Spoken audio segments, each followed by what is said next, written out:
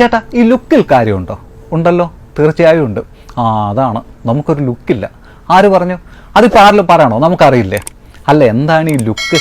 അത് നല്ല വെളുത്ത നിറം, മുടി, സിനിമാ നടന്മാരെ പോലെയൊക്കെ. ഇദ്ദേഹത്തെ അറിയുമോ?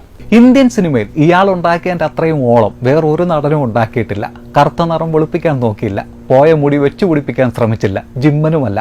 പക്ഷേ ഈ 72-ാം വയസ്സിലും തിയേറ്ററിൽ ഓഡിയൻസിനെ ഇളക്കി മറിക്കാൻ ഇയാൾക്ക് കഴിയുന്നതിൻ്റെ അത്ര വേറൊരു ചോക്ലേറ്റ് നടനും ഇതുവരെ കഴിഞ്ഞിട്ടില്ല. ഗ്ലാമറിൻ്റെ കേന്ദ്രമായ ഹോളിവുഡിൽ ഈ നിറവും മുടിയും ഒന്നും ആരും നോക്കാറില്ല. അവിടെ നിങ്ങളുടെ ആറ്റിറ്റ്യൂഡും കോൺഫിഡൻസുമാണ് ലുക്ക്. അതൊക്കെ ശരിയാ, പക്ഷെ കാശ് വേണം. നമ്മുടെ കാശില്ലല്ലോ. ശരിയാണ്, അപ്പം കൊടുത്ത കാശ് കൊണ്ട് പണക്കാരായ ധാരാളം പേരുണ്ട്. പക്ഷെ മിക്ക ബില്യനേഴ്സും സാധാരണ കുടുംബത്തിൽ നിന്നുള്ളവരായിരുന്നു.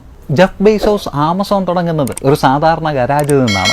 സക്കർബർഗും ബിൽഗേറ്റ്സും ഒക്കെ മിഡിൽ ക്ലാസ് ഫാമിലിയിൽ നിന്നുള്ളവരായിരുന്നു. പാരമ്പര്യമായി കിട്ടിയതൊക്കെ നശിപ്പിച്ച ചരിത്രമാണ് കൂടുതലുള്ളത്. അതൊക്കെ ശരിയായിരിക്കും ചേട്ടാ, പക്ഷേ ഭാഗ്യം വേണം. നമുക്ക് ഭാഗ്യമില്ലല്ലോ. ഇല്ലാത്തത് തെരഞ്ഞു നടക്കുന്നവൻ നടന്നുകൊണ്ടേയിരിക്കും. ഉള്ളതിനെ അഭിനന്ദിക്കുകയും ഉപയോഗിക്കുകയും ചെയ്യുന്നവൻ വിജയിച്ചുകൊണ്ടു.